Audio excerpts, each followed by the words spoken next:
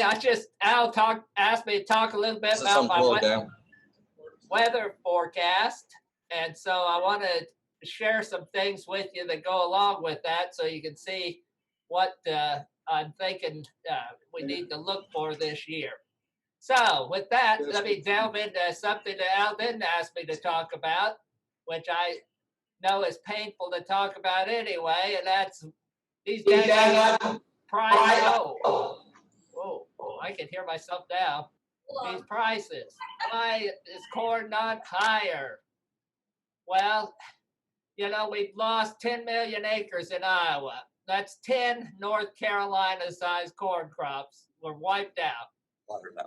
Why did not that increase corn prices? Well, it's just too much stupid still going on. You know, ethanol is basically shut down. We're waiting for people to start driving again to utilize ethanol and gasoline. So, of course, the summer season's passed with all the use of gas in the summer.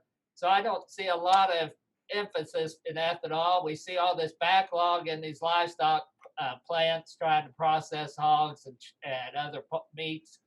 So, in fact, they shut a plant down in California just yesterday. So it's going to take time. We see a little bit of hope in some of these prices over the last 2 or 3 weeks, but it's been slow. I think the outlook for corn is indeed these prices go up. Why am I talking about that in a wheat meeting?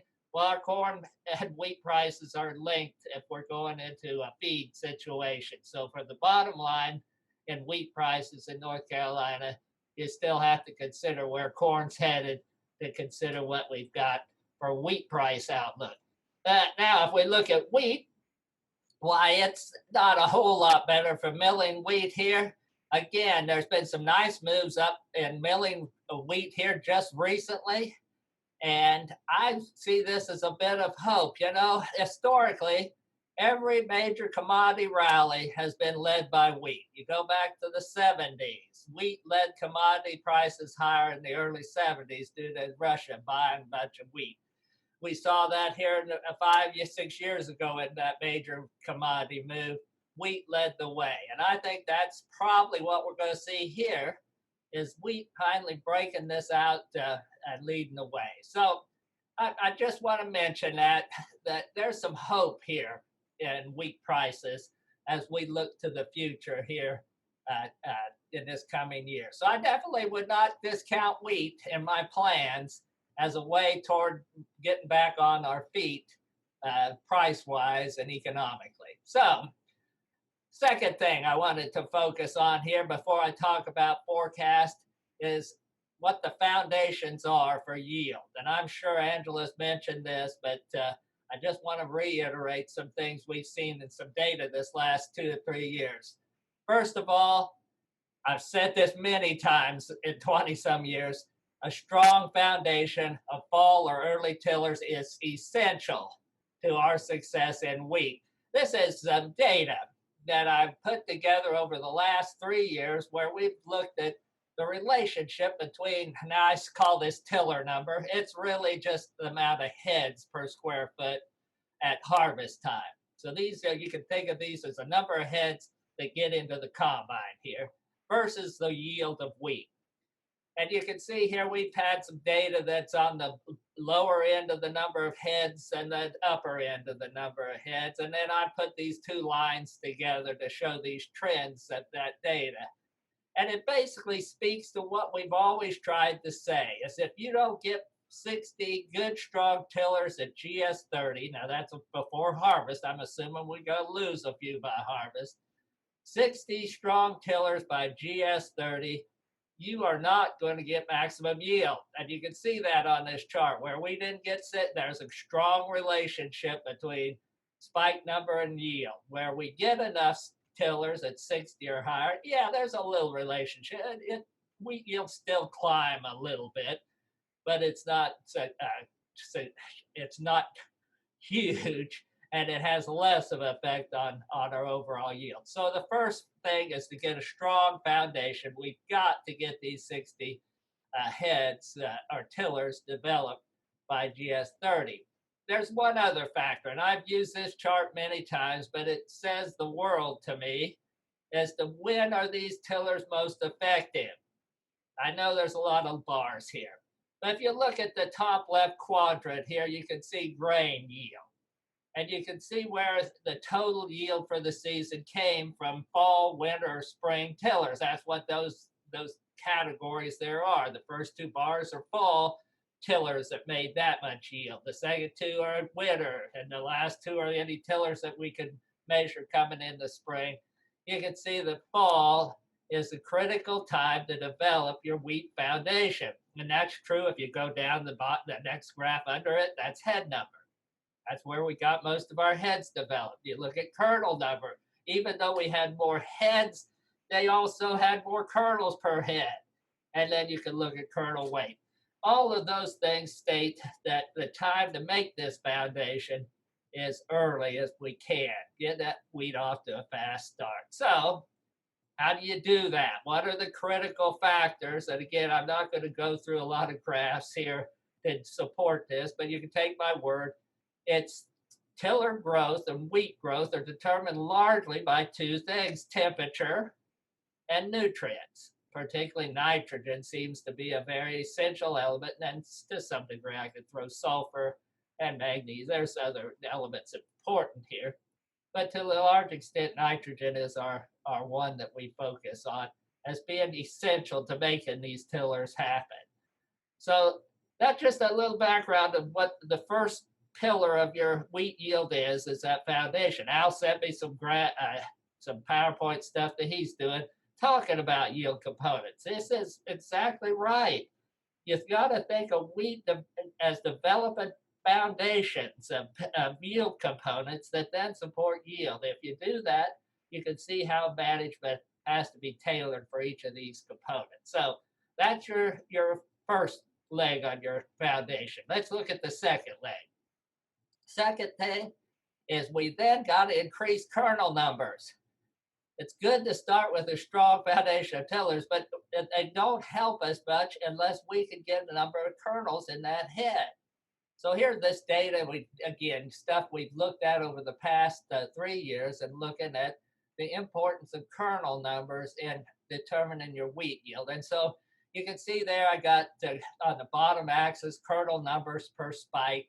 And they range from anywhere from 25, and we've had as high as 48, it looks like there on an average count over the plots there.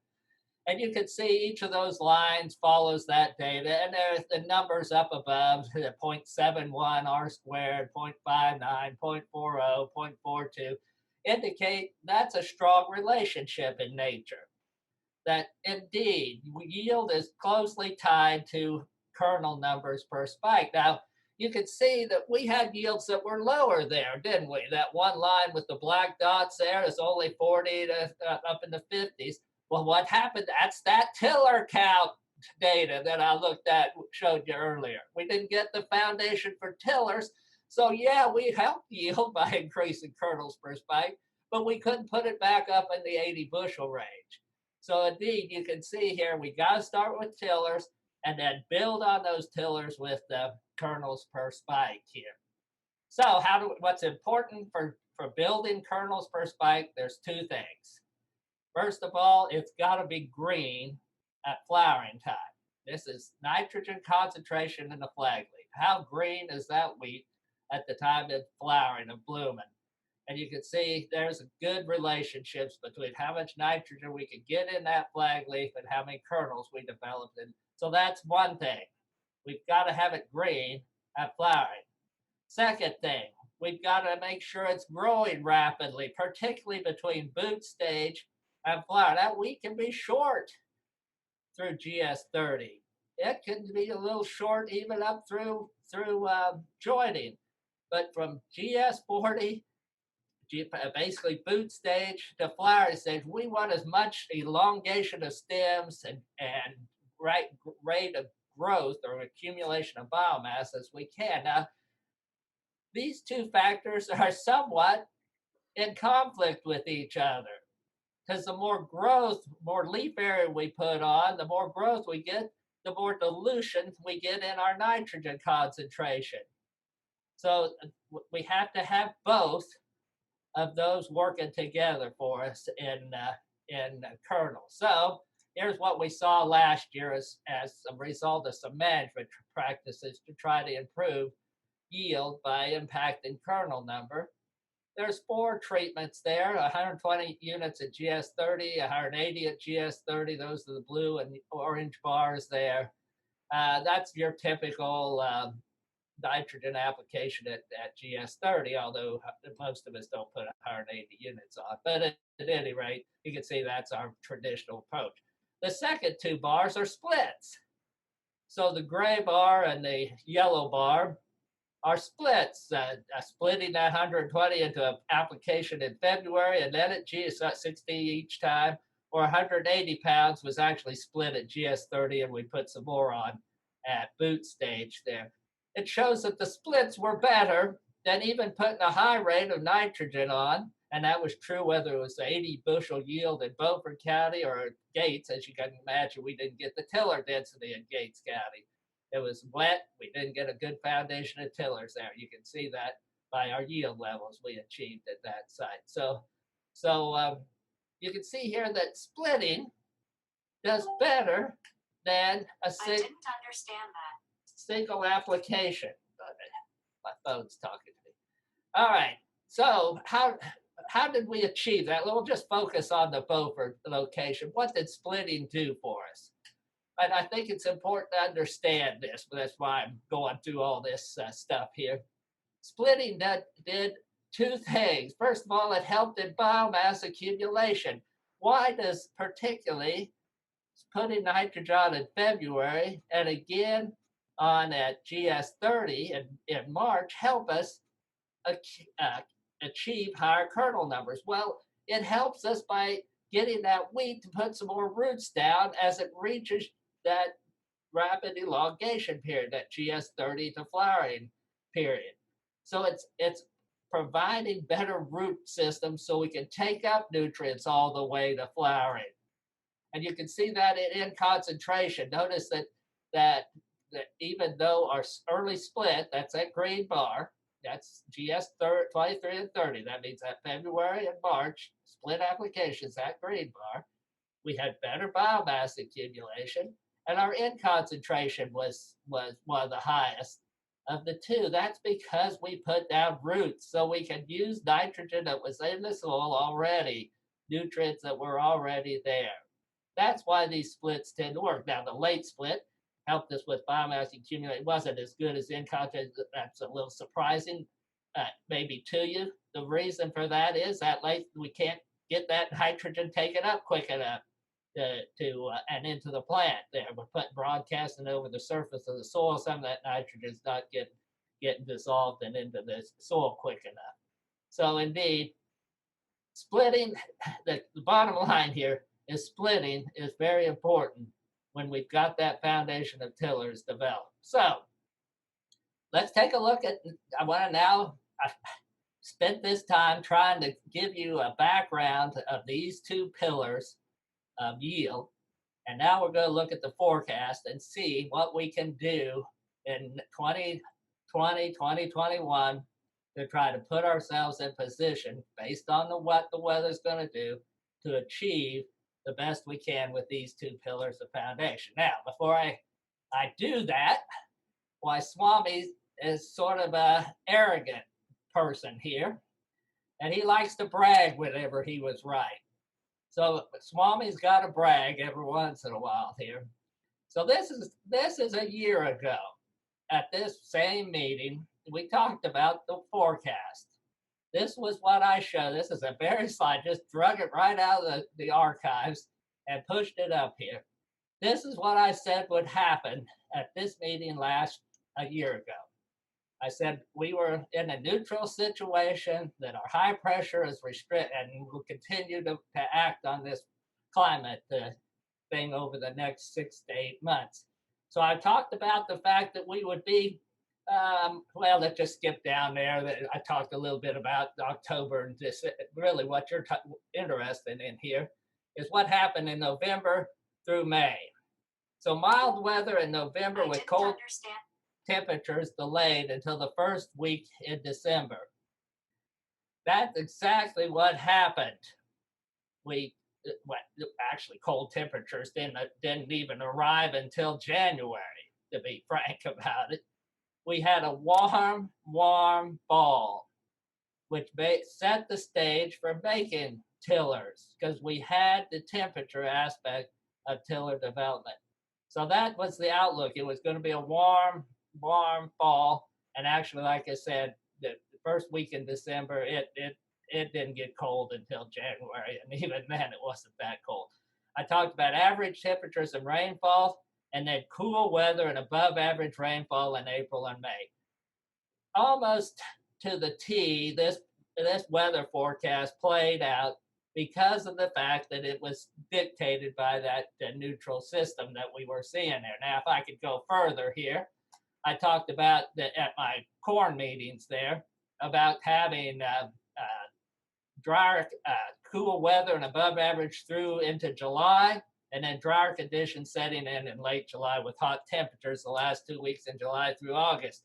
That almost hit perfectly in how that forecast ended up there. So you can see that the use of these INSO periods, that's what they call these things, El Nino, La Nina, average, these are INSO. They're based on the temperature of the water in the Pacific as they come into the fall and winter, and these have a dramatic influence in setting up climate patterns. The other factor, as I mentioned in this, is that Bermuda high. So let's take a little bit of a look at what we are looking for here in 2020, 2021. The trend now, and these are the INSO way they look and measure INSO periods here, is these water temperatures, the anomalies, whether the temperature is warmer or cooler than averages.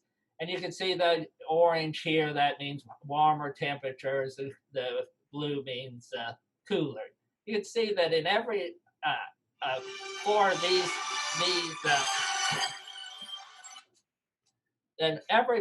these indices or these indicators that you're using to base this their outlook on, it's turned cooler. So indeed, what we're looking at is not a neutral, not an El Nino, but a La Nina pattern setting up for this coming year. So that's the first foundation of what this climate is going to be based on, is this cooler Pacific water temperature and what that dictates into our environment here. Typically, that means cooler weather patterns over the United States, a little less energy in some of these weather patterns, and so as a result, the more stagnant period. The other factor that's going to influence us here is this weakening Bermuda high. We've already seen that happening. You're seeing hurricanes forming off the coast of North Carolina. How often does that happen? Well, that's because this Bermuda high is weakened dramatically over the summertime here. And so that dictates that we're going to see dramatic shifts. Anything that starts in the Pacific Northwest has a high likelihood of impacting us to a high degree. Those cold dips in temperature that come out of the Arctic in the middle of the winter. I can't even remember what they call those doggone things, a polar vortex. Those polar vortex are more likely to dip into the south than they are in other years. So that's the basis for what we're looking at for forecasting in 2020 here, the fall, and into 2021. So La Nina's back, high likelihood of an La Nina event. This weakening Bermuda high means more likely to see dramatic weather changes from warm to cold, back to warm again in our weather. The outlook here is for mild weather here. That's basically what we're seeing, this milder, warmer weather, these little rain events. This is all dictated because there's no strong fronts holding this our systems together out here. So we're getting these weather, what we call these coastal events, rainfall events affecting us more frequently. That's what's going on. So mild weather into late October. And then finally, in early November, the first cold wave front of the season is likely to form. So sometime in early November, we will start seeing some cold weather dipping into the United States out of the Alaska and the Arctic, and we're going to see some changes in temperature. Most likely will bring some precipitation to us in early November. That will stay that way through Thanksgiving. There's a good chance, given our patterns, that we will see a warming trend again in December, maybe through Christmas into the first January, and then into a very extreme cold situation. These polar vortexes are likely to dip into North Carolina frequently in this January to March period. I would likely see some snow accumulation, which we don't get very often. We could get snow and then it's gone. We're likely to see some snow stick around a little bit in this winter with these this weak Bermuda high and these strong cold patterns developing that are not driven basically by any moderation from Pacific water temperatures here. So that's what we're looking at. Then then sometime in April or May, we'll shift over again to warmer, above the average temperatures. Unlike this year, it's likely to be very dry sometime in April, May. It may be 2 or 3 weeks. 2 years ago, you remember we had that late May dry weather. We'll probably see something very similar in this April-May period, and then stay cooler into June and July, unlike, sort of like this year. Another cooler summer into probably late July or August, probably cooler this coming year than we've been certainly in late part of 2020 summer. So with that as a background to what the climate looks like, setting up for, well, here's some of the recommendations that would trigger as we think about these two pillars. First of all, if we're going to develop a strong fall tiller base, we're going to plant early and we're going to increase our seeding rates. Now, you see here again that these are chart patterns that I've had in that adaptive management guide. These were based on long-term climate and INSO patterns. So these are Gail Wilkerson and others worked on this with the Climate Office. I had Joseph Oakes as a graduate student. These are pretty good data. They worked out 2 years ago when we had a cold fall. I expect to see them work out again. You really want to get good wheat, you're going to get in before the 10th of November here. You know, that your good wheat's going to be early here. Now, there is an opportunity. Like I said, perhaps some warm weather in December. If you're coming behind cotton or something and you still want to get some wheat in, opportunity, but you're going to drop down on that second chart there where it says seeding rates and bump those seeding rates up, because you're not going to get a lot of fall tillers or early fall tillers. You're going to have to plant them. So that's what you're looking at. We're not like this last year. We're back 2 years ago. We had a very similar pattern where it turned cold, and if you didn't get it early, you lost out.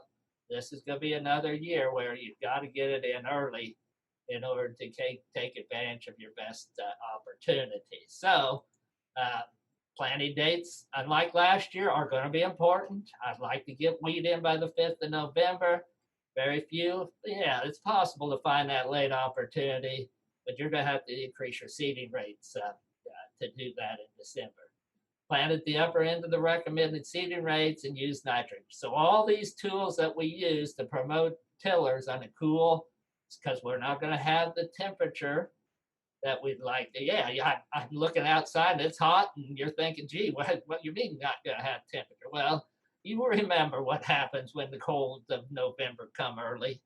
That gets cold, it gets wet, it gets hard to get something established, and that's what the climate is suggesting is going to happen here as this change goes forward. So what about kernel numbers?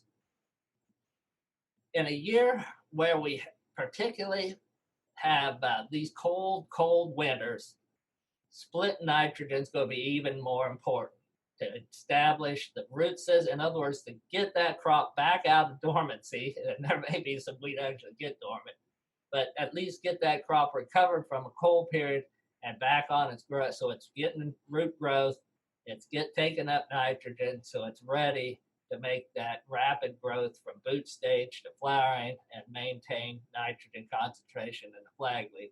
So indeed, having split application is going to be very important if we're going to have high yield wheat this year. I know a lot of you guys are already doing splits. That's great. This data says that there's a lot more reason to do a split than just controlling tillers. It controls kernel number.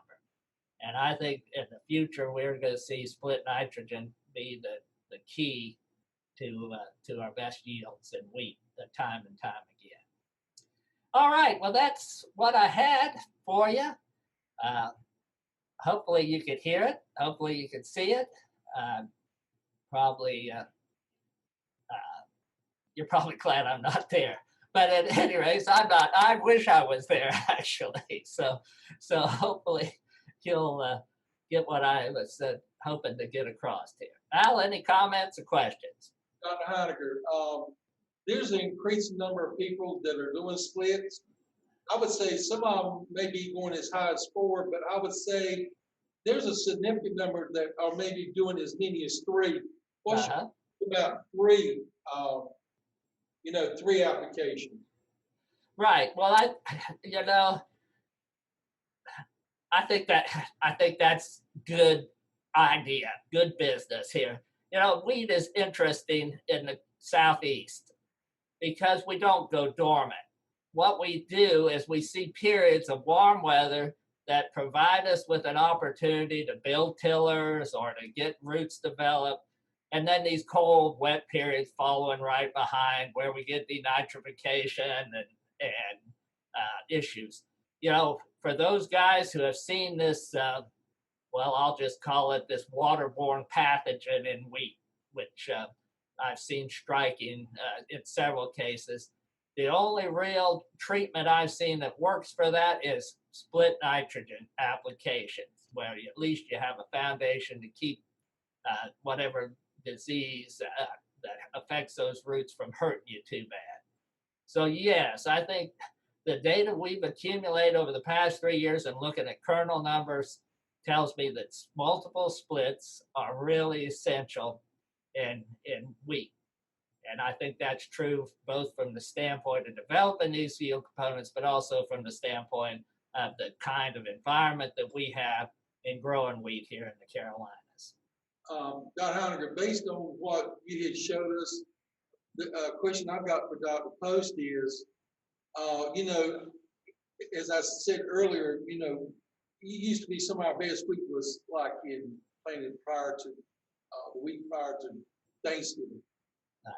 How would you feel, Dr. Post, about going maybe as early as the second week of October? Do you feel like we're going to jeopardize ourselves any Hessian flies? We don't see the problem we do across sand, but do you think? If you don't see Hessian fly, there shouldn't be any issue. You just want to be careful about your seeding rate going that early. So That's exactly right. Angela's right on the money there. Going that early, your biggest thing is going to be, let's just assume that old Swami isn't so good this year, and you get warm weather starting earlier or something like that. You just don't want to get that wheat too big. It's slowing, reducing that seeding rate helps it stay a little lower, doesn't get the growth that you would have if you had a normal seeding rate. So what would you say for like a 7-inch row, 7.5? What would you looking at 20 seeds? yeah, If you're you going were to doing that second in go October? in October. You're going to be on the low end, and he's got those. I know they're hard to see in the red there. Yeah, that's probably right. It's 15 to 20 is what I had in the cool. In the warm, you even go less because you got heat units, so you could go 10 to 15 even. So Well, I would have to say with our wet soils, I would feel okay with 20. I don't know if I would feel good less than 20. well, your drill, you got to be good, doing a good job with your drill. That's right, in order to go less than 20. And particularly if you're in residue, yeah, that's going to be difficult. Other questions for Dr. Heiniger? Is there a significant difference between drilling and spreading? Has anybody seen any difference in that? He's asking about the difference between drilling and spreading, for seed establishment and those sorts of things. Yeah, I mean, I've seen broadcast wheat as good as drilled wheat. It really comes down to technique and depth. You're going to broadcast, you got to work it in somehow, but not deep. Where broadcast wheat works terrible is somehow you disc it in at a 4-inch disc setting, and you got some what's buried and some that's on the top, and you got clumps here and stuff over there. That doesn't make for a good average tiller density then across the area. I've seen guys with turbo tills do a fabulous job of broadcasting and getting. It really comes down to technique. I'd love, and I'm sure Angela would agree with this, to plant wheat on 4-inch spacings rather than 6.5 or 7 in a drill. It can't be done. I don't know how to do it. Maybe some year, Dave, somebody will invent something. But being able to space those seeds out. Somebody told me, well, why don't we just plant all our tillers, 40 or 50 seeds per square foot? Have you ever tried to do that? What you end up with is seed in your furrow about 1 inch tall, all one on top of the other. So it just doesn't work. So yeah, it's technique. I like broadcasting. I think a good technique can do a better job sometimes even than drilling.